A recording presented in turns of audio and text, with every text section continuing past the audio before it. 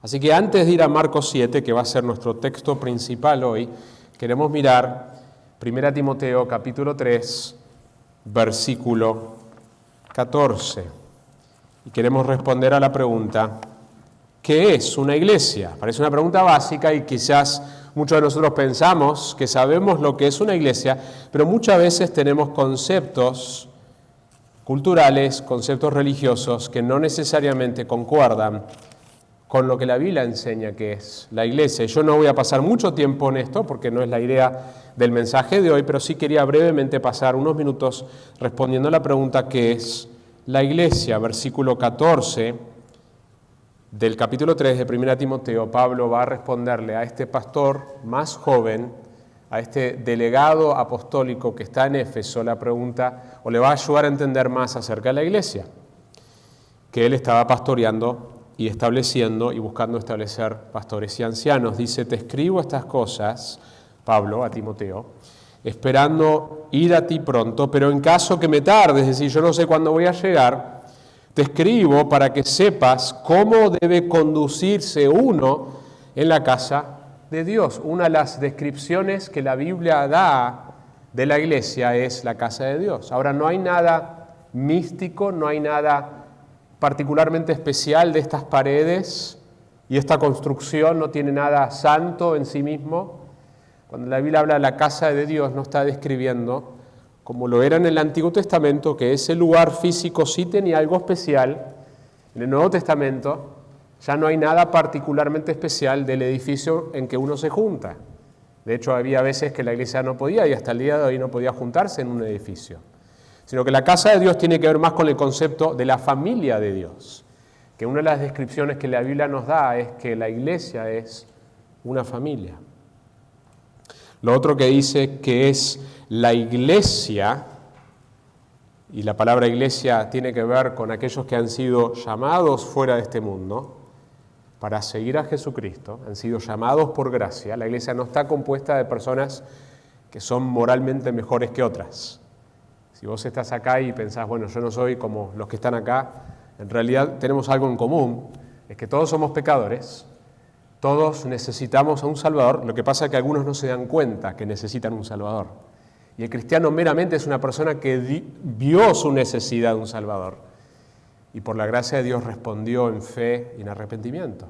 Y la iglesia está compuesta por pecadores salvos por gracia, y el texto dice que es la iglesia del Dios vivo. La iglesia no le pertenece a un pastor, no le pertenece a una persona en particular, no le pertenece a una denominación, le pertenece a Dios. Y ese Dios es un Dios vivo. La iglesia está compuesta por aquellos que han sido salvos por gracia, que son de Él, son del Dios vivo. Y lo que sigue dice, columna y sostén de la verdad. La iglesia debe sostener, debe proclamar, debe mostrar la verdad de Dios. Por eso no todo lo que se llama iglesia es iglesia. Si un lugar que se llama, un grupo de personas que se llama iglesia, se desvía de la palabra de Dios, deja de enseñar y vivir la palabra de Dios, eso no es una iglesia. Eso es una falsa iglesia. Y de hecho abundan las falsas iglesias en realmente todas las denominaciones cristianas. Porque si la iglesia abandona la palabra de Dios, si abandona el evangelio, si abandona la verdad, ya no es una iglesia. La iglesia es columna y sostén de la verdad. Y el versículo 16 va a describir el evangelio. Dice, indiscutiblemente grande es el misterio de la piedad. Esta palabra piedad aparece muchas veces en lo que Pablo escribe en esta carta y tiene que ver con qué es la verdadera espiritualidad, y la verdadera espiritualidad no se puede separar, la verdadera religión no se puede separar del evangelio. Él fue manifestado en la carne, está hablando de la encarnación de Jesucristo, vindicado en el Espíritu, está hablando de la resurrección de Jesucristo, contemplado por ángeles, la ascensión de Jesucristo, proclamado entre las naciones, que es lo que estamos haciendo hoy, 2000 años después, creído en el mundo. Muchas personas en el mundo, alrededor del mundo, han respondido por fe a este mensaje recibido arriba en gloria, la glorificación de Cristo. Entonces quisiera con esto responder a la pregunta, ¿qué es el Evangelio? La palabra Evangelio significa buenas noticias. El foco, el centro de la vida no es una lista de reglas, no es simplemente una religión. El foco son noticias. Noticias son cosas que uno proclama, que uno anuncia, y esas noticias son buenas. ¿Por qué son buenas? Uno no las puede apreciar si uno no entiende las malas noticias. Y para entender las malas noticias tenemos que entender quién es Dios y quiénes somos nosotros. Yo creo que hoy el ser humano, por lo menos en mi vida, más que nunca está súper confundido de quién es, de para qué está, hacia dónde va. Está totalmente perdido. Siempre lo estuvo, fuera de Cristo, pero hay una confusión muy grande de la identidad de quiénes somos. Nosotros no podemos entender quiénes somos si no entendemos quién es Dios. ¿Quién es Dios? Dios es el creador, como venimos viendo en Génesis, de todas las cosas. Nosotros no nos creamos a nosotros mismos, dice un salmo, sino que Dios nos creó a su imagen. Y tenemos que partir de esa verdad básica de que Dios es Dios y que Él creó todas las cosas, todo el universo, y nos creó a nosotros a su imagen. Y ese Dios es un Dios santo. Un Dios que está separado del pecado, es un Dios cuyo atributo de santidad se repite como ningún atributo 3 veces. Es un Dios justo, es un Dios que no puede tolerar, no puede hacer la vista gorda al pecado, tiene que castigar el pecado. Es un Dios de ira, es un Dios que está enojado por su santidad y su pureza con el pecado y con los pecadores.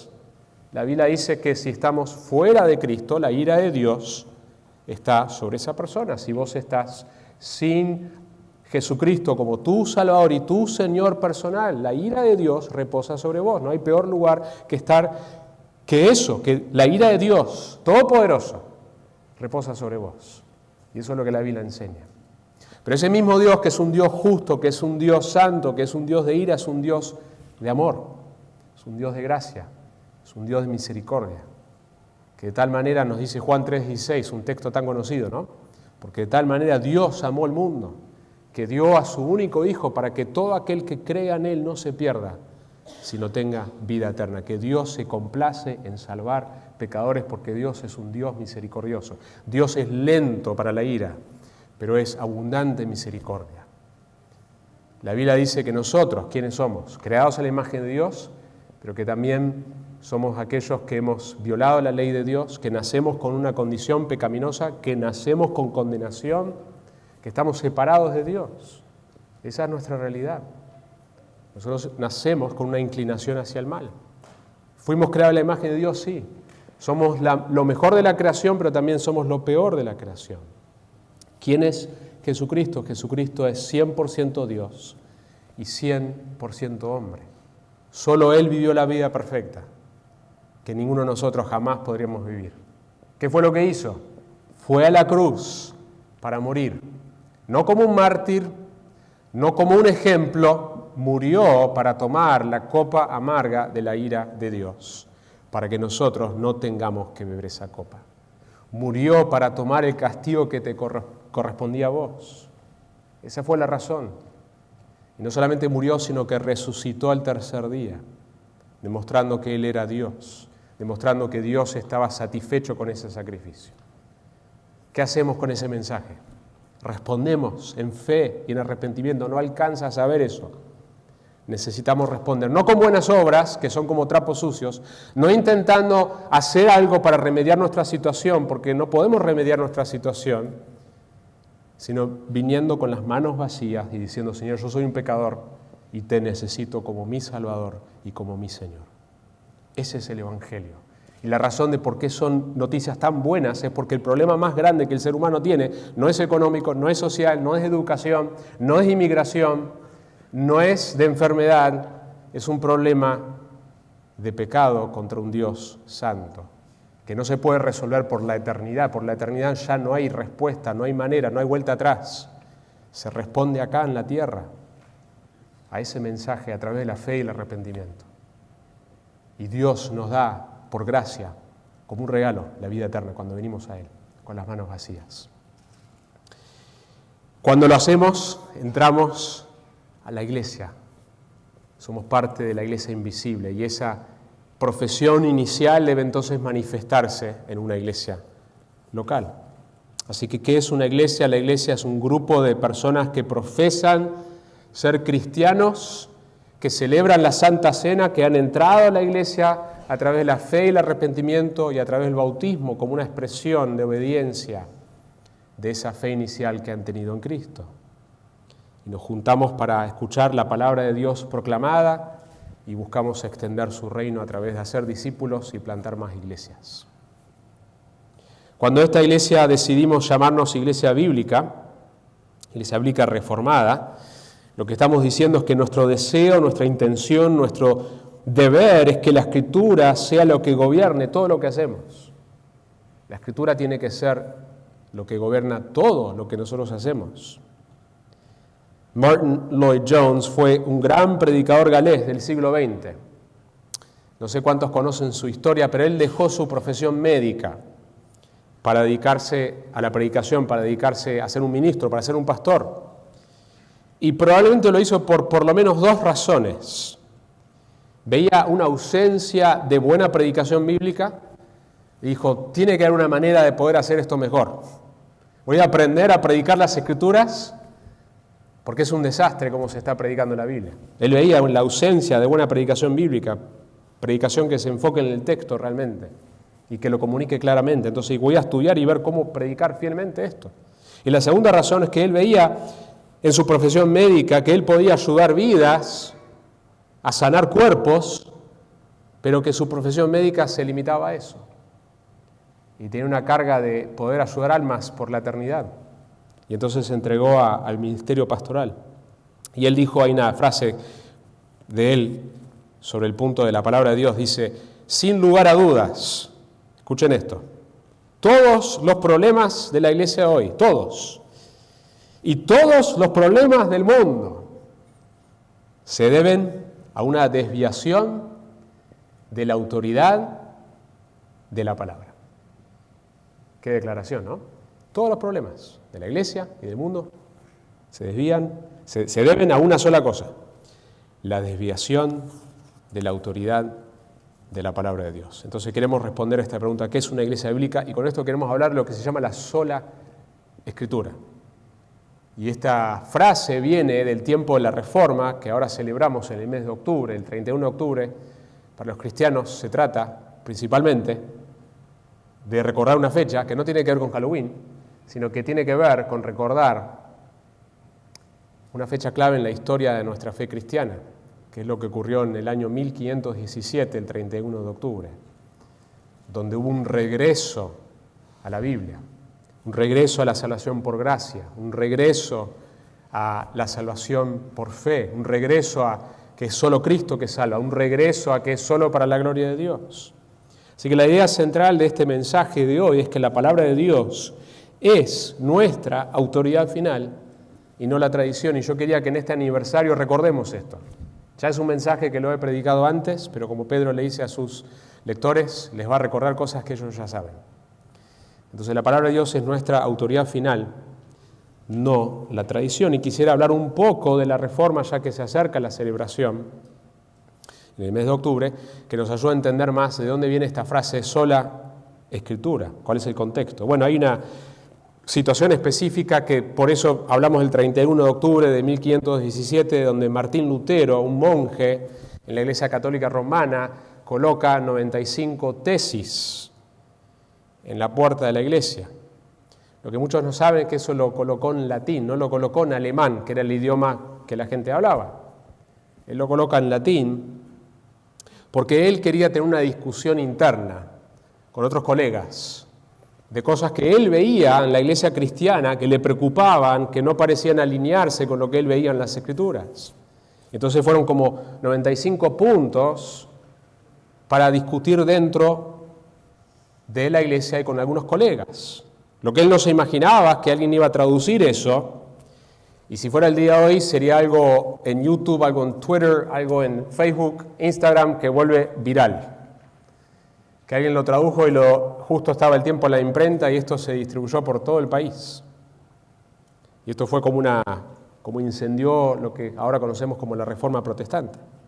Él tiene un oponente, Martín Lutero tenía un oponente que se llamaba Tetzel, y Tetzel lo que hacía, levantaba fondos, estaban buscando construir un edificio más grande, y él levantaba fondos a través de la venta de las indulgencias. De hecho, las quejas que Lutero tenía era principalmente sobre eso. Y con Lutero presente, esos fondos cada vez bajaban más, porque más gente veía lo que Lutero estaba diciendo, que había contradicciones entre lo que la Iglesia hacía y lo que decía la Biblia. Entonces Lutero era un problema realmente para esta necesidad de juntar fondos con la venta de indulgencias. Y en estas tesis Lutero no solo cuestionó las indulgencias, sino también cuestionó el sistema que apoyaba la venta de las indulgencias. Por ejemplo, se hablaba del tesoro del mérito, donde ahí están todos los méritos adquiridos por Cristo, por la familia de Cristo y por los santos de la Iglesia. Y santos de la Iglesia léase no como cada cristiano, sino como ciertas personas que hacían lo que se llamaba obras de superrelación, hacían más allá del llamado del deber. Fíjense qué concepto bajo de la santidad de Dios, qué concepto alto de la moralidad del hombre. Que había ciertas personas que hicieron más de lo que la Biblia les pedía hacer. Hacían más de lo necesario para entrar en el cielo. Entonces, como les sobraba, había un exceso de méritos, eso se depositaba en un tesoro, imagínense un cofre grande en el cielo, y la iglesia entonces podía aplicar a los necesitados esos méritos. Entonces, a vos te falta méritos, bueno, este santo le sobró a él, así que se te va a aplicar a vos. Como si una cuenta bancaria tiene $1.000.000 y vos tenés solo $5 y vamos a transferir de esta cuenta a la cuenta tuya. El Papa podía entonces transferir los méritos específicamente a los que estaban en el purgatorio. ¿Cómo ocurría la transferencia? Con un poquito de dinero. Vos podías dar dinero a la iglesia para entonces aplicar esos méritos para sacar a un ser querido del purgatorio. Era como una cuenta bancaria moral. Había una transferencia del tesoro de mérito a tu cuenta. Así que el debate sobre ese punto, que Lutero veía contradicciones y problemas con ese punto, llevó a otros debates. Lutero empezó a cuestionar la autoridad del mismo Papa.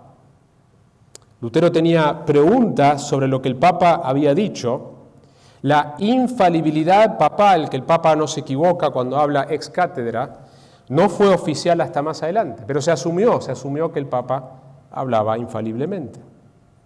Así que en 1518, un año después, había una gran disputa sobre la autoridad. Y Lutero tuvo que admitir que no importaba lo que el Papa dijera. Si no es bíblico, no es bíblico. Y entonces se le dijo a Lutero, vos estás diciendo lo mismo que dijo Juan Hus 100 años antes, que fue declarado como hereje.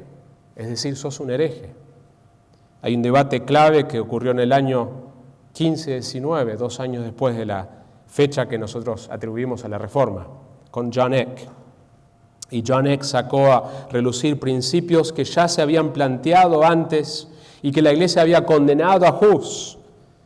Lutero se ve obligado a admitir que no solo cuestionó los encíclicos papales, sino también las decisiones de los concilios de la Iglesia. Y él dijo lo siguiente, los concilios se han contradicho. Un simple laico armado con la Escritura debe ser creído por encima de un papa o un concilio sin ella. Y él decía, ni el papa ni un concilio pueden establecer artículos de fe. Estos tienen que provenir de la Escritura. Por el bien de la Escritura debemos rechazar a los papas y a los concilios, porque estos no pueden atar la conciencia ni establecer artículos de fe.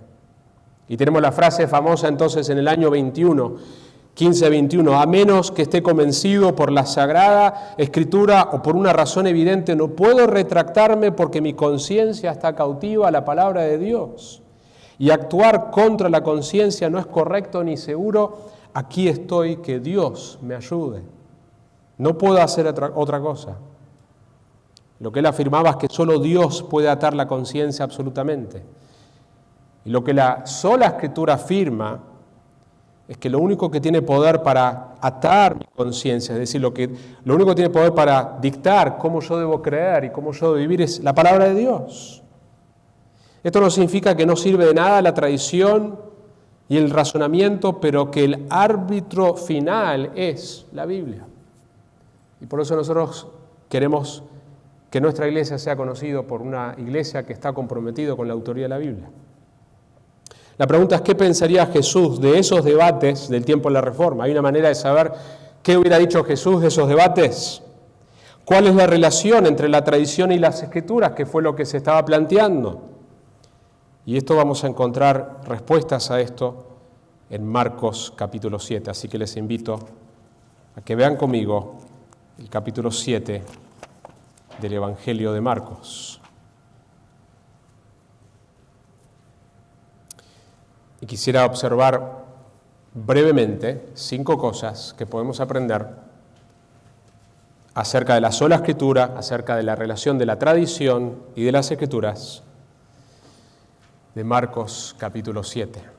Número 1, la tradición se puede convertir incorrectamente en algo central en nuestra vida, en nuestra teología, en nuestra manera de pensar, nuestra tradición. Y esto no es solamente con la Iglesia Católica Romana, es con la Iglesia Evangélica, con la Iglesia que sea, puede convertirse incorrectamente en algo central. Miren el capítulo 7, versículo 1 al 5, dice: los fariseos y algunos de los escribas que habían venido de Jerusalén se reunieron alrededor de él y vieron que algunos de sus discípulos comían el pan con manos inmundas, es decir, sin lavar. Y acá tenemos una nota aclaratoria del autor, que escribe a una audiencia no judía para entender. Porque los fariseos y todos los judíos no comen a menos de que se laven las manos cuidadosamente, observando así la tradición de los ancianos. Y cuando vuelven de la plaza, no comen a menos de que se laven. Y hay muchas otras cosas que han recibido para observarlas, como el lavamiento de los vasos, de los cántaros y de las vasijas de cobre. Se cierra el paréntesis, una nota aclaratoria para la audiencia no judía. Entonces los fariseos y los escribas le preguntaron: ¿por qué tus discípulos no andan conforme a la tradición de los ancianos, sino que comen con manos inmundas? El versículo 2 nos habla de las manos inmundas. La idea es que son manos que no han sido lavadas. Ustedes saben que tenemos un lugar en la Biblia donde Jesús tampoco se lavó las manos antes de comer. ¿Sabían? Lucas 11:38. Cuando el fariseo vio esto, se sorprendió de que Jesús no se hubiera lavado primero antes de comer, según el ritual judío. Ahora, esto no es algo para que nosotros digamos, bueno, ¿para qué lavarnos las manos antes de comer? Porque el punto es que esto era una razón no higiénica, sino una razón ritual.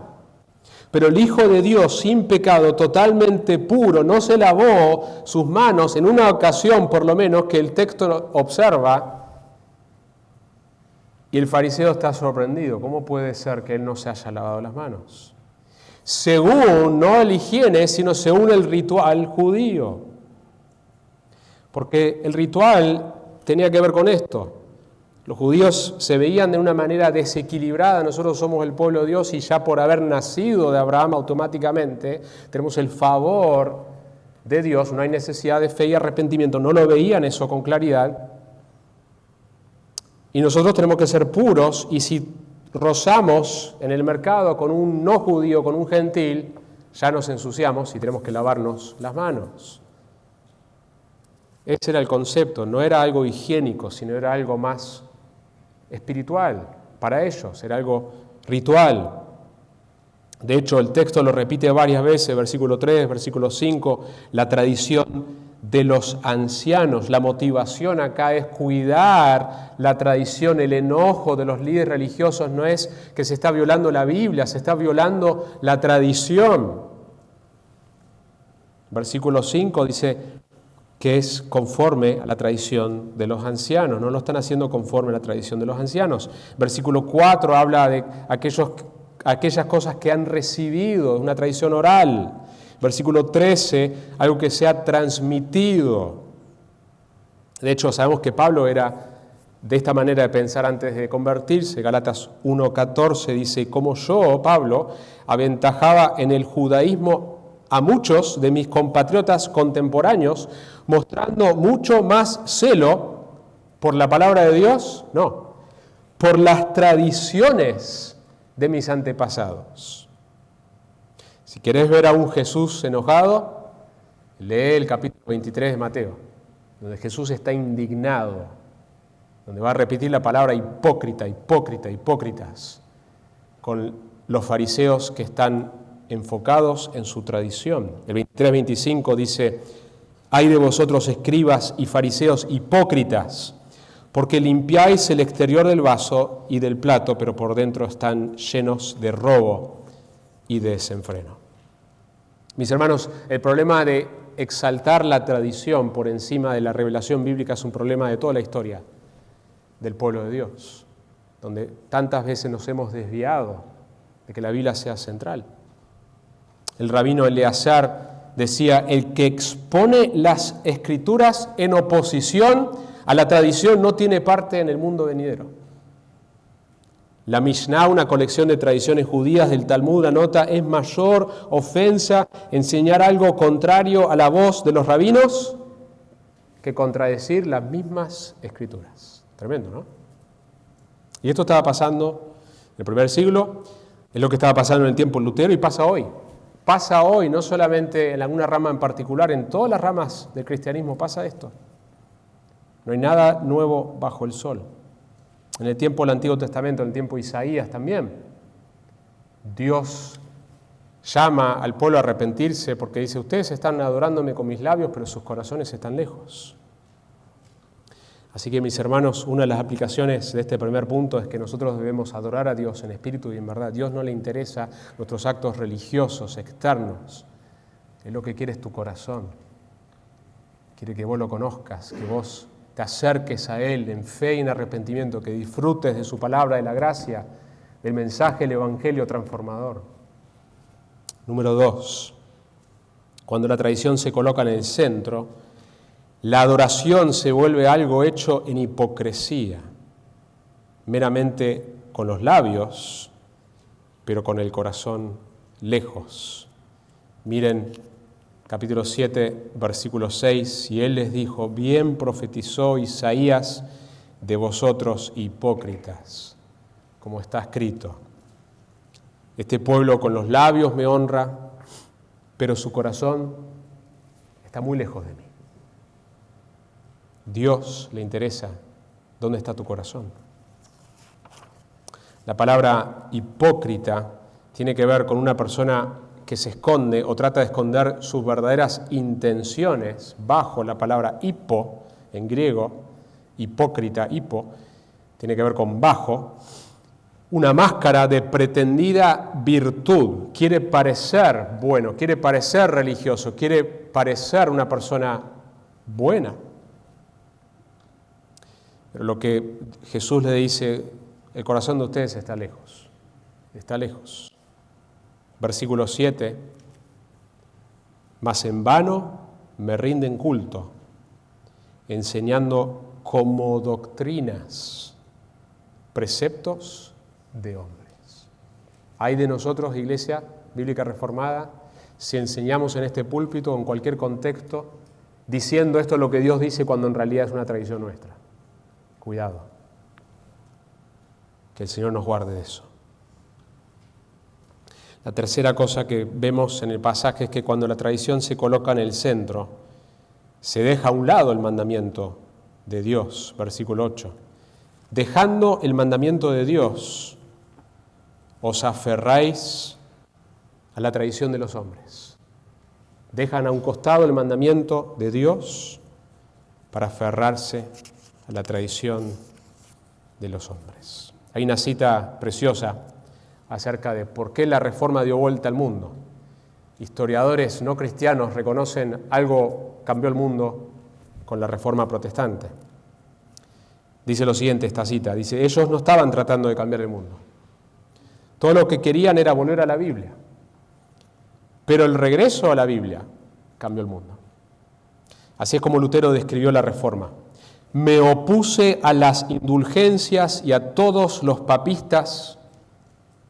Los papistas son aquellos que seguían a todo costo ciegamente al Papa, pero nunca con la fuerza. Simplemente enseñé, prediqué y escribí la palabra de Dios. Por lo demás, no hice nada. Porque la pregunta es, Lutero, ¿cómo hiciste para cambiar el mundo? Y él dice, yo no hice nada. Yo simplemente enseñé, prediqué, escribí la Biblia. Y esta parte me encanta. Mientras yo dormía, o bebía cerveza de Wittenberg con Felipe y Amstroff, amigos de Lutero. Por supuesto está hablando de una bebida moderada, no está hablando de emborracharse, pero algo que era normal en ese tiempo para la cultura alemana. Mientras que yo dormía o mientras que yo disfrutaba una buena cerveza con uno de mis amigos, la palabra debilitó tanto al papado que ningún príncipe o emperador le infligió jamás tales pérdidas. Yo no hice nada. La palabra lo hizo todo. Fabuloso, ¿no?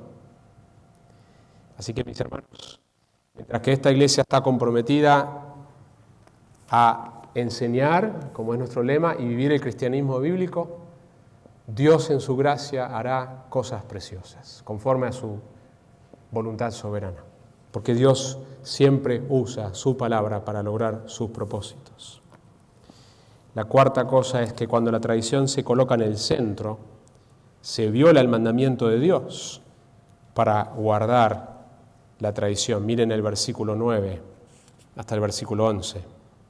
También les decía, astutamente violáis el mandamiento de Dios para guardar vuestra tradición.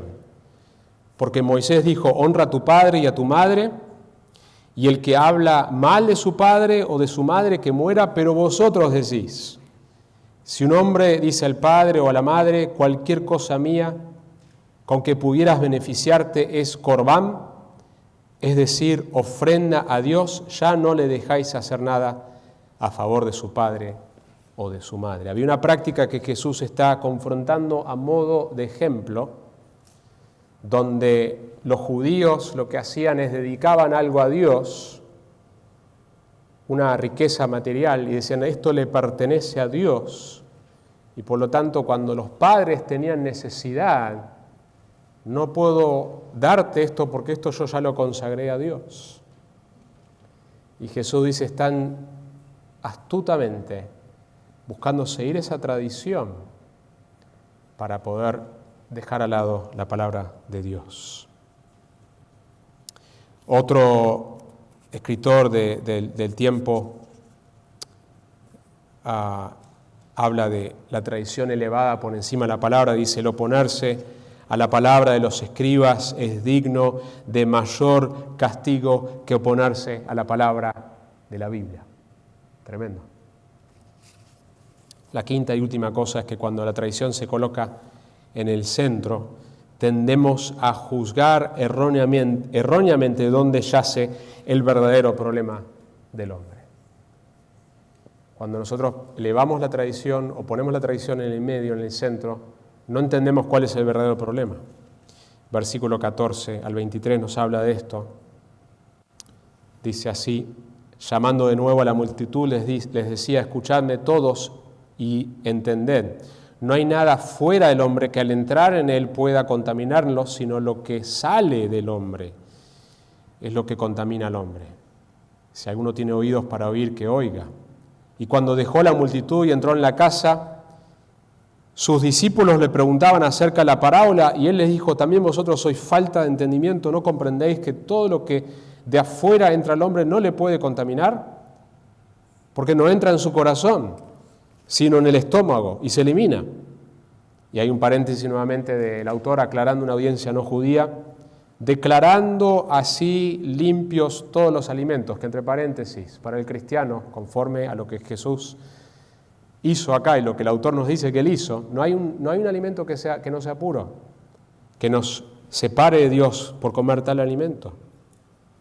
Porque de adentro del corazón de los hombres salen los malos pensamientos, fornicaciones, robos, homicidios, adulterios, avaricias, maldades, engaños, sensualidad, envidia, calumnia, orgullo e insensatez. Todas estas maldades de adentro salen y contaminan al hombre. Mis hermanos, nuestro problema está adentro. Nuestro problema está dentro de nuestro corazón y eso no se resuelve con un acto externo, se resuelve con el Evangelio, con la palabra de Dios, con el Espíritu de Dios, con el pueblo de Dios, la presencia de Dios. Miguel Núñez, en su libro Enseñanzas que cambiaron el mundo, dice que el punto 95 del Catecismo Católico hoy afirma: la tradición, la Escritura y el magisterio de la Iglesia, según el plan prudente de Dios, están unidos y ligados, de modo que ninguno puede subsistir sin los otros, los tres, cada uno según su carácter y bajo la acción del único Espíritu Santo, contribuyen eficazmente a la salvación de las almas. Está citando esto y entonces Miguel Núñez dice: según esta declaración, la palabra de Dios no puede subsistir independientemente de la tradición o del magisterio de la Iglesia. Esto hace a la palabra de Dios dependiente del hombre y de la Iglesia. Y eso, a la luz de la revelación de Dios, es inaceptable. La palabra de Dios juzga a la Iglesia, juzga a sus maestros y no al revés. La Iglesia entera y todos sus maestros pueden desaparecer, incluyendo esta iglesia y este maestro, si nos desviamos de la palabra de Dios, junto con el cielo y la tierra, pero su palabra no pasará. Cristo así lo afirmó y así lo creemos.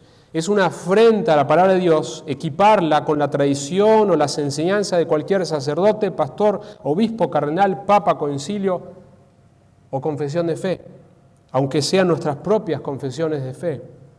El Salmo 138:2 es muy claro en cuanto a cuál es el veredicto de Dios con relación a su palabra. Has engrandecido tu nombre y tu palabra sobre todas las cosas. Esto incluye a toda autoridad humana. Eso es la sola Escritura.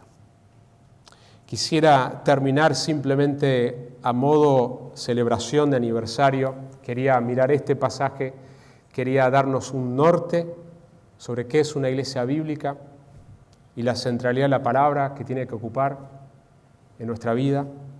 Y entonces repasar lo que algunos saben y contarles lo que otros saben, cuál es la visión particular de esta iglesia local, qué es lo que nosotros anhelamos de acá a 1, 2, 5, 10, 20 años. Queremos ser una iglesia en donde se enseña con claridad la Biblia, produciendo un amor genuino entre los miembros y un amor compasivo hacia la comunidad. Eso es lo que nosotros anhelamos. Y ya hace un año que estamos en ese camino, imperfectamente, con errores, con tropiezos, con distracciones. Pero ahora es un buen momento para recordar. Este es el rumbo, mis hermanos. Ser una iglesia donde se enseña con claridad y que eso debe producir un amor genuino entre los miembros y un amor compasivo hacia la comunidad. Comienza adentro, pero después se esparce hacia afuera. Y que nuestro anhelo es que esta enseñanza y este amor van de la mano, no pueden separarse, no puede haber simplemente teología ortodoxa fría, pero tampoco puede haber amor que esté separado de la verdad. Que nuestro anhelo es que esta enseñanza y este amor sea contagioso, reproduciendo más iglesias saludables. Porque las iglesias locales saludables son el plan de Dios en esta era para que Él dé a conocer su nombre entre las naciones. Entonces esa es nuestra visión. ¿Cuál es nuestro propósito? Nosotros queremos ser una iglesia, o creemos, mejor dicho, que el propósito de nuestra iglesia, que la Iglesia Bíblica Reformada existe para enseñar y vivir el cristianismo bíblico, despertando un genuino interés en el mensaje verdadero y transformador de Cristo en el condado de Denton, sus alrededores y el mundo. Y después quisiera simplemente responder algunas preguntas sobre cómo eso se manifiesta para nosotros. Nosotros anhelamos ser un modelo de iglesia de habla hispana. Cuando digo modelo no me refiero a una iglesia perfecta porque eso no existe. Las iglesias están compuestas de pecadores salvos por gracia. De hecho, si lo hubiera, no vayas a esa iglesia perfecta, porque lo vas a arruinar el día que vos pisás ahí. Pero sí queremos ser una iglesia modelo. Una iglesia modelo es una iglesia que busca vivir bajo la autoridad de las Escrituras y busca ser un ejemplo para otras iglesias.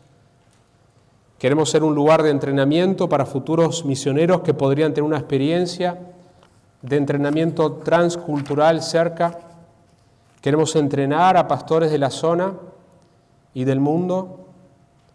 Como un pastor de habla hispana, como una iglesia hispana, queremos influenciar el mundo hispano. Queremos ayudar a movilizar tanto a iglesias americanas como a iglesias de habla hispana hacia la Gran Comisión. ¿Por qué estamos acá en la zona de Denton? Porque creemos, para aquellos que conocen el ministerio de Ante Su Palabra, que debe haber una relación entre estas dos cosas. Ante Su Palabra busca bendecir a las iglesias locales. No estamos buscando nosotros crecer a través de Ante Su Palabra como iglesia local, sino que creemos que es necesario que haya muchas iglesias saludables en la zona, porque Ante Su Palabra finalmente busca eso, que haya más iglesias saludables de habla hispana. Nuestro deseo a largo plazo es que esto ocurra en muchos lugares. Algunos factores que quizás algunos no conozcan, no sé cómo es la estadística hoy, porque esta es una estadística que yo busqué hace un año atrás, pero según esta estadística, en 2022, que ya estamos en 2022, hay más hispanos que anglosajones en Texas. Estados Unidos es el segundo país con mayor número de hispanohablantes en el mundo, justo después de México, y después le sigue Argentina y Colombia. Yo no sabía esto, hasta hace poco el español es el segundo idioma más hablado en el mundo por número de hablantes nativos. Y DFW es el metroplex de más rápido crecimiento en los Estados Unidos, y hay algunas áreas en el metroplex con más de 90% de hispanos. Los hispanos, de hecho, han representado más de la mitad del crecimiento total de la población de Estados Unidos desde el 2010. Así que en medio de esa realidad nosotros queremos responder a lo que Dios nos está llamando, que es ser una iglesia fiel a las Escrituras, ser una iglesia que se basa en la autoridad de las Escrituras, y existimos para esto, para enseñar y vivir el cristianismo bíblico.